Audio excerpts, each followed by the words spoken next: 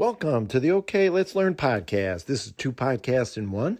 One where we dive into tons of interesting family-friendly books and stories, and another where we just dive into tons of family-friendly topics and people. My name is Kevin O'Keefe. So today, okay, let's learn all about the classic book, The Little Engine That Could, by Watty Piper.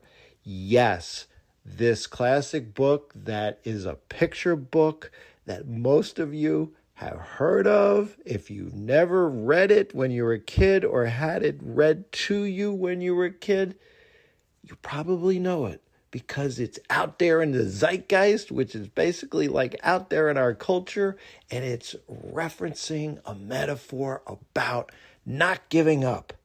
Be the little engine that could. You can do it. You can do it. And yes, I think I can. Anyway,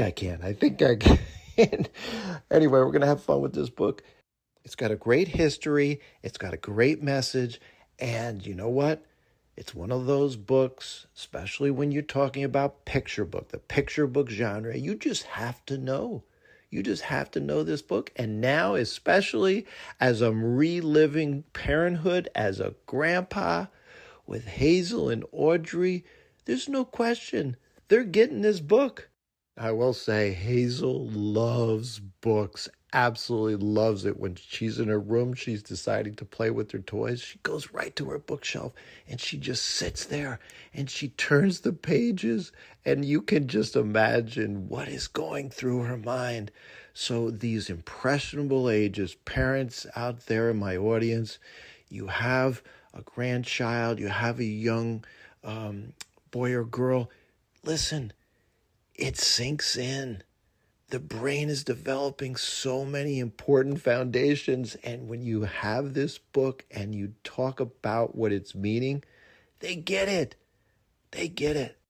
And I will definitely have future episodes on the importance to read aloud to your children right from the beginning. And this is what my son and daughter-in-law are doing with Hazel. She just turned 2. And she loves not only reading by herself, whatever is going on in her brain when she turns the pages, but they're constantly reading out loud to her. And as a second grade teacher, I can tell you right from the beginning, all the way through, I would argue probably about 5th grade, the benefits of reading aloud are through the roof, not only in terms of being able to develop this critical thinking skill, but also being able to comprehend and understand beginning, middle, end, character development, plot sequences, you name it, mysteries. And I don't think it's a stretch to say that it's an introduction for young children about what is out there in the world beyond their walls of their home. And I will argue this as well. What it does is it develops this innate curiosity in young kids, and it develops this idea of being creative, being able to actually move to the next level in their early thinking. So we will have future episodes not only on picture books and the genre of picture books and what goes into a great picture book, but no doubt an episode on how important it is to read aloud. So let's talk about The Little Engine That Could. Okay, like I mentioned, if you call someone like The Little Engine That Could, you're embarking on something that is like David and Goliath, right? You're describing an underdog, someone who doesn't seem big enough, strong enough, powerful enough, confidence-wise to be able to take on a task, but somehow, some way, they do, right? That's the little engine that could. But there's something unusual about this famous book. We don't really know who invented the story. The version most of us know was published in 1930. And when I'm looking at this book that I have in front of me, it's a board book, a kid's board book. It's by Watty Piper. It's an abridged edition. It says here, a Platt and Monk classic. And no doubt the version that really came into the public consciousness was the one that was illustrated by George and Doris Howman. But when you look at the copyright, it's funny. It originally goes back to, by the Penguin Group, 1930, and then the subsequent publishing were done in 45, 54, 61, 76, and the one that I'm holding in my hand is 2012. But my point here is the version of a story about a little locomotive or a train being able to try, well, the earliest known version actually goes back to April 8th, 1906 in the New York Tribune. It was called The Story of the Engine That Thought It Could, and it appeared as part of a sermon by the Reverend Charles S. Wing. That same year, another short version appeared in a Sunday school publication called Wellspring for Young People under the title Thinking One Can. So the basic idea behind this little engine, it was already out there in our country, by 1906, that early. And that's important because The Little Engine That Could is less like a modern children's book created on a particular day by a certain author and more like a folk story that passed down through the ages from person to person, just like the folk tales and the Greek myths that we've talked about in lots of other previous episodes. In 1910, a writer by the name of Mary C. Jacobs published a version called The Pony Engine in the Kindergarten Review. Then in 1916, another version of The Pony Engine appeared under the name of Mabel C. Bragg. She was a Boston area teacher, and Bragg added elements that would become familiar to later readers, right? And include the child-centered cargo carried by the standard train. But what was interesting is Bragg herself, she didn't claim that she invented the underlying story. Then the big shift. And by the way, I have to stop here. Ultimately, what the story is about is you have this little locomotive that's carrying toys, and it's got to go over a mountain to deliver the toys and food to kids, and it breaks down. And ultimately, again, other engines come along and they can't help, and then one little tiny blue engine, yes, ends up saying, well, I'll try, right? So in 1920, the big movement with this story, it appeared in this popular collection called My Book House, which was created by this person, Olive Miller. Here for the first time, that researchers have found the story appeared under the title that we definitely recognize today, The Little Engine That Could. But the version that turned the story into an American children's book institution arrived, yes, 10 years later, and this is the one we're talking about today in this episode. 1930, the New York Publishing Company, Platt and Munk, published The Little Engine That Could, retold, in quotes, by Watty Piper. Except there was no Watty Piper. It was a pen name used by Arnold Munk, one of the owners of Platt and Munk. Munk had been born in Hungary. He came to the United States as a kid, and he lived in Chicago, and he eventually moved to New York. As a publisher, he used the Watty Piper name on a number of kids' books. And Munk never really pretended that he invented this particular story, again, from scratch. What's so amazing is that this story goes back so many years. And again, it wasn't, like I said, originally his creation. The 1930 title page specifically described the book as a retelling of the Pony Engine associated with Mabel Bragg. In fact, according to correspondence later discussed by researchers, Munk said that his company had spent years attempting to determine the true origin of the story before finally publishing its own version. The search apparently never produced a definitive original author. The first 1930 edition was illustrated not by George and Doris Howman that I mentioned, right? But no, the original illustration was done by Lois Lenski.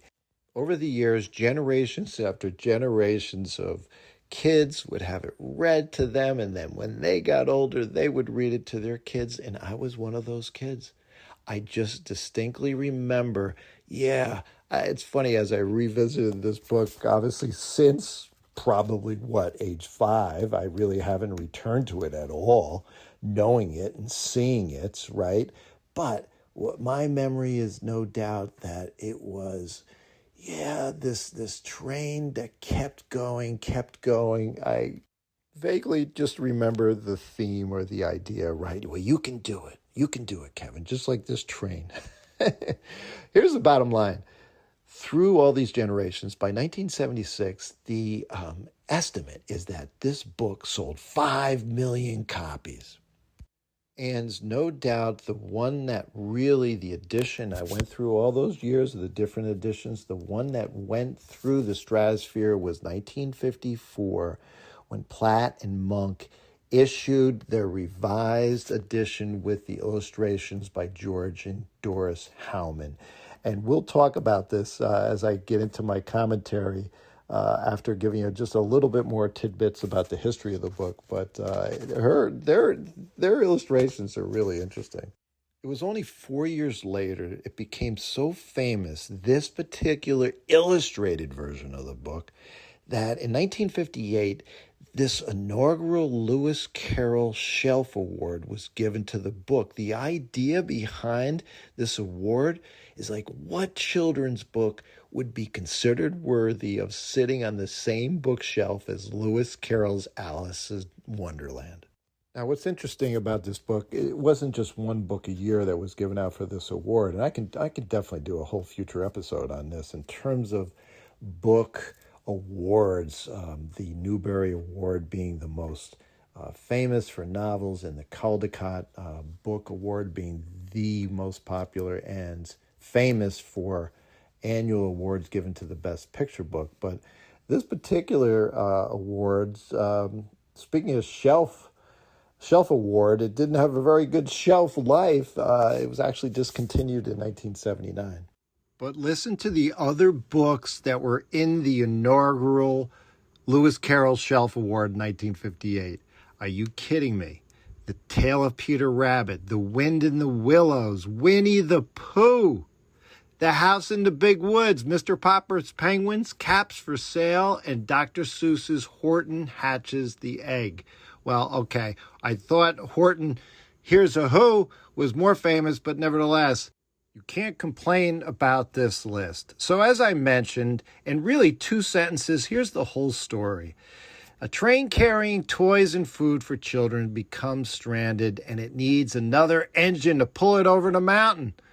But several larger and more capable engines refuse. The blue engine, a small blue engine, finally agrees to try and succeeds, and all the toys are happy. And what does he do? He says, I will try. And he pushes forward with the repeated thought, I think I can, I think I can, I think I can. Just like the rhythmic beat of that locomotive, right? Chug, chug, chug, chug, chug, chug, chug, chug. So I think I've made my point about how important this book is into the history of picture books in our country, but let's do a deep dive here and let's offer some commentary. Again, I can't verbatim read the story. I just can't. I'm not allowed. So absolutely do yourself a favor. You can even go on YouTube, get the gist of the story. You can see the illustrations, but here's some thoughts. I mean, first up, I'm going to go into a future episode on rating all of our picture books along with rating all of our novels, but I'm going to give this a 8 only because, frankly, because of but classic nature and the fact that it's endured the test of time. And listen, an 8 is a good score, right? And again, but I lean heavily on the fact that it is a classic. And here's the allure of it. And even for kids today, what do you have when you look at these illustrations? If you want a good example of what drawings were like back in the 50s, just check out this. I mean, they have the dancing milk bottles, and it's just like, it just shouts out a drive-in movie scene of the dancing hot dogs or the dancing, soda bottles. And then we have these two girls, and they are not just standing. They always seem like their feet are off the ground, and they're just like jumping. Even when they're all upset, they're kind of, again, the illustration is such that it looks like they're jumping off the ground. And the picture of the clown, oh, I'm sorry, talk about things that have not aged well. This clown is, how can I say it in a nice way? Let's just say it's kind of scary looking, maybe to kids today, but certainly clowns had a different viewpoint way back when, and all the toys. I'll give a shout out here to the most interesting toy. We even got Humpty Dumpty that has joined. All these different toys that are just saying, hello, thank you, this is great. And they go up and down in terms of their emotions with the different trains saying, no, I'm not going to help you. And then ultimately the blue locomotive comes along and saves the day. And in terms of the locomotives, there's a few different trains that come through, and the toys are like, please, can you help us? Again, in terms of the story, you had an original red train that broke down, and they got to get over the mountains. So all the toys, again, it looks like Noah's Ark here. It's funny because you just got so many different animals and toys that are on the train.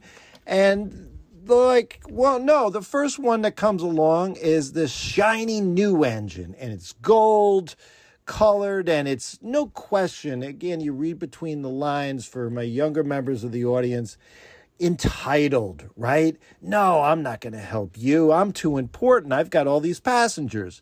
And then you've got this big, heavy machine that they reference that's this black locomotive. And of course, he doesn't help. And he talks about, no, I'm just too important.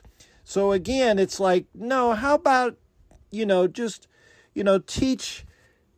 And again, you know where this is going, right? It's all about teaching kindness. It's about having empathy. And then sure enough, again, this is such a great moment in a little picture book. So this old, rusty, they call him the rusty old engine, comes along. And he's not about being so kind of full of himself in terms of, no, I'm just more important than you. He was just too tired and he just can't do it. And again, it foreshadows what's about to come. What does he say? I cannot. So, and then, of course, the blue train comes along and saves the day.